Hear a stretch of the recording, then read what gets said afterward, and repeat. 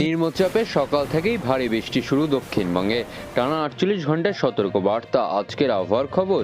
নিম্নচাপের প্রভাবে বাংলায় আবহাওয়ার বড় পরিবর্তন হয়েছে। ফের বৃষ্টি হচ্ছে রাজ্য জুড়ে। প্রভাস সময়ের মধ্যে ইতিমধ্যেই ভিজছে দক্ষিণবঙ্গ জেলাগুলি।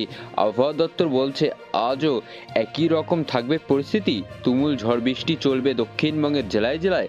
কোন কোন জেলায় ভারী ঝড় বৃষ্টির সম্ভাবনা, বিস্তারিত জানতে অবশ্যই ভিডিওটি সম্পূর্ণ দেখবেন এবং আপনাদের জেলার লেটেস্ট খবরগুলি সবার আগে পাওয়ার জন্য আমাদের ইউটিউব চ্যানেলটিকে সাবস্ক্রাইব করে পাশে থাকা বেল আইকনটিকে বাজিয়ে দেবেন এবং কমেন্টে আপনার জেলার নামটি লিখে দেবেন।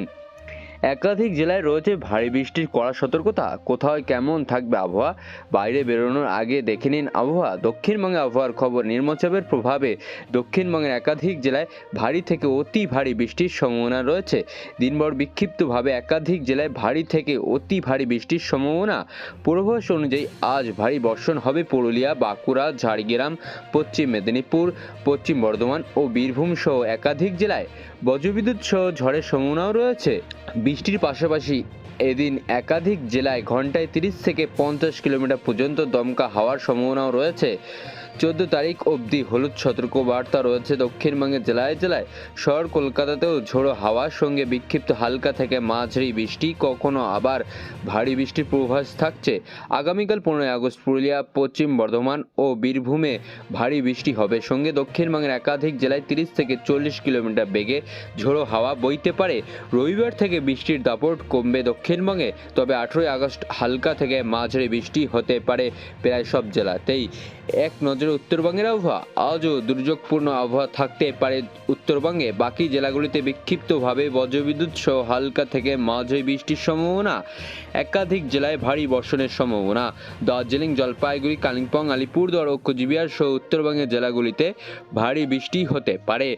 বজ্রবিদ্যুৎ সহ বৃষ্টির সঙ্গে 30 থেকে 40 কিলোমিটার গতিবেগে দমকা ঝোড়ো বাতাসও বইতে পারে বলে পূর্বাভাস রয়েছে। দেশ জুড়ে নিম্নচাপ ও ঘূর্ণিবর্তের প্রভাবে প্রায় তৈরি হচ্ছে দুর্যোগপূর্ণ আবহাওয়া। এই পরিস্থিতিতে সাধারণ মানুষ থেকে শুরু করে প্রশাসন ও বিপর্যয় মোকাবিলা বাহিনীকে সতর্ক করতে আবহাওয়া দপ্তর নানান রঙের সতর্ক বার্তা জারি করে।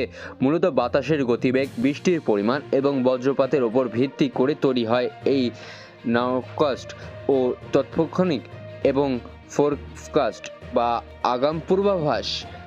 আবহাওয়া স্বাভাবিক থাকলে সবুজ সতর্কবার্তা দেওয়া হলেও মূলত ভারী বৃষ্টির সম্ভাবনা থাকে এবং ঘন্টায় 30 থেকে 40 কিলোমিটার বেগে ঝোড়ো হাওয়া বলেই জারি করা থাকে হলুদ সতর্কবার্তা। বৃষ্টির পরিমাণ ওপর ভিত্তি করেই মূলত নির্ধারিত হয় এই সতর্কবার্তার মাত্রা। আবহাওয়া দপ্তরের নিয়ম অনুযায়ী 24 ঘন্টায় 65 থেকে 115 মিলিমিটার বৃষ্টি হলে তাকে ভারী বৃষ্টি বলা হয়।